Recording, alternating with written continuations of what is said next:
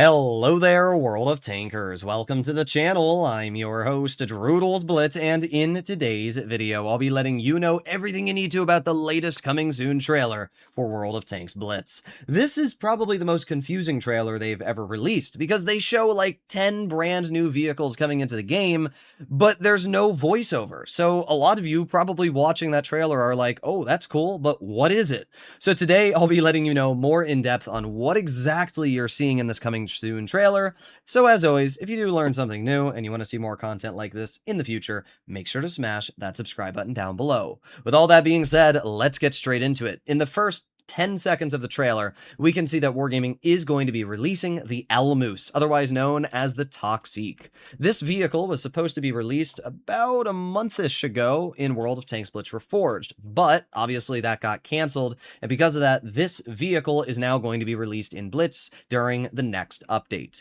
Most likely, it's going to still cost tanker rings, and 30 of them to be exact. This tank is interesting. That's the best way to describe it. It did recently get buffed, so I'm interested to see how it's going to perform after the buffs, but the general gist of the tank is that it has a 390 alpha gun, which hits very hard. It has decent armor. We can see here, hull down, that the turret is upwards of 250 to 260, so it genuinely has pretty good hull down armor, really good penetration, as we can see, really good gold pen, and decent standard penetration, and it even has pretty good armor. I'm actually really excited to try this thing out because it's kind of like a medium heavy hybrid with a hard-hitting gun, good penetration. I actually tested it a while ago and it was okay, but since then it's been buffed. So yeah, I'm interested to see how this thing's going to perform, and when it does get released, as always, you'll be the first to see it here during a full review. With that being said, let's see what else Wargaming teases in this new trailer. Well, we can see there's a new legendary camo for this vehicle coming into the game, which also looks honestly incredible. We can see a better view of that camo here, and it looks 10,000 times better than the base camo this vehicle has, so I'm definitely going to be getting my hands on that legendary style as well. Hopefully you can purchase that with extra tankers rings if you have them. Moving on, we have a new Japanese collector medium, the Kame. I don't know how it's pronounced. All I know is that it looks pretty buns right now. This tier 9 medium, it needs to be buffed. That's really as simple as it is. I don't know if Wargaming's planning on releasing this soon or what's going on, but let's go over the stats. First of all, the armor. The upper plate's 100 millimeters base, which means it's only about 170 thick, even at a pretty steep angle. I mean, sure, you might be able to get some auto ricochets, but in general, everything's penning your upper plate. The turret's only 150. Hell, the lower plate is 53.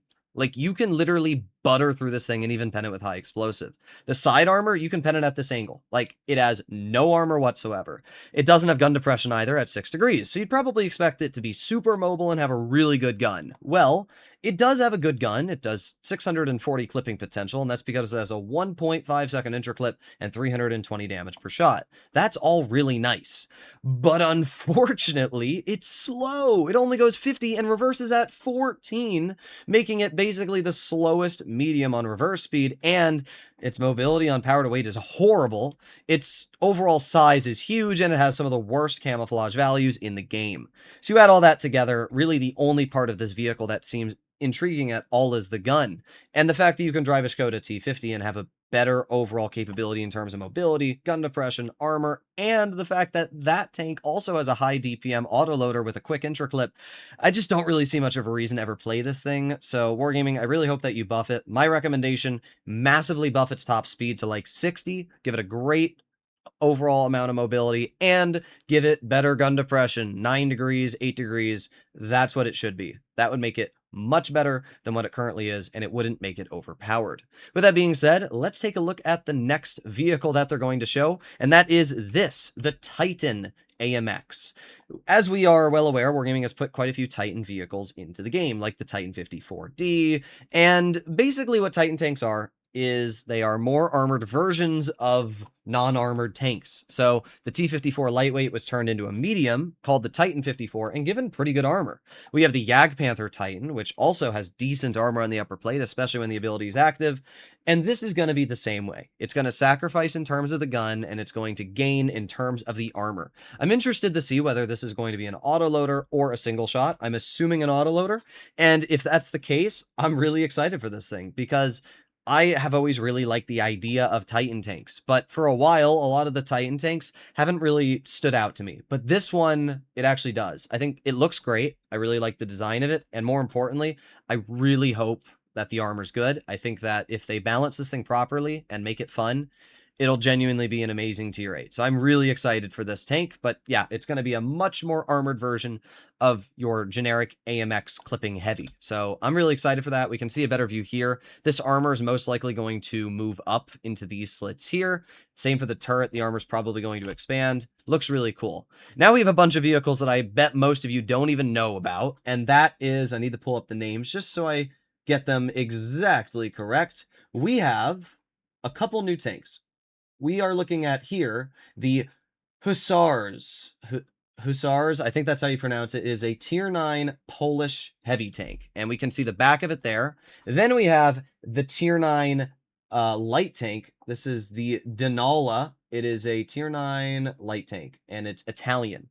We can obviously see it looks Italian from the colors of it. But yeah, it's a burst firing vehicle. If we watch that clip again, you'll see it shoots boom, boom, boom. So we can watch this and it goes boom, boom, boom. So it's kind of like an ATAC in that regard. It's a tier 9. It looks really cool. It's kind of like a Caro mixed with, I don't even know. It's just like a car that's been squished down, isn't it? It's cool looking, though. I like the design of it. We have another really, really cool vehicle here. This one being the M47 Chevalier. It's a tier 10 French medium tank. And it looks pretty beefy, doesn't it? It's got a plow on the front. It's got all this spaced armor on the side of the turret. This thing looks kind of like an M48 Patton mixed with a Rom Panzer. And I'm all for it. This thing looks freaking epic. I cannot wait to try this medium out. We don't know what the stats of these vehicles are yet, so I can't say exactly what's going to happen. But that is indeed all of the vehicles. And because Wargaming didn't show a great view of the Hussar, this is kind of a better angle of it, so we can see the front of it's pretty well angled. It's got a big old boxy design. This thing seems like it's going to be really slow, with most likely a fairly hard-hitting gun, but I guess we'll find out, right? We can see some of the balance changes. The T-28 prototype is getting increased armor, and its top speed is getting better. Really excited for that. The IS-3 Defender is getting better hit points, but more importantly, the shell reload time is going from 7.5 to 6 seconds on the injure clip, and the base reload is going from 24.5 to 22.5. So it's saving a massive amount of time, in total upwards of 5 seconds. And the aiming time is also getting about a second faster. The IS-3 Defender is legitimately getting mega buffed. The M103 is getting better armor. The turret's going from 127 to 150. Unfortunately, it's not really going to matter because it's not enough to make the turret strong enough. And the top speed change of 1 kilometer per hour doesn't really mean anything. So I don't think there's going to be a huge change there. Same for the VK168. It is getting a big top speed buff, but Wargaming, really? We nerfed its reverse speed? Why did we need to nerf the reverse speed? Just give it a top speed buff and don't nerf anything. It has better hull armor, which is cool, but unfortunately the armor changes still probably aren't going to allow this vehicle to be any better, as the hatch is still garbage. So I really don't see any world why you would want to get your hands on that tank. We have a legendary style for the AMX 1390. This will be, I think, the next Battle Pass skin. It honestly looks really cool. I'll definitely be picking this one up, especially because I'm a huge fan of the 1390.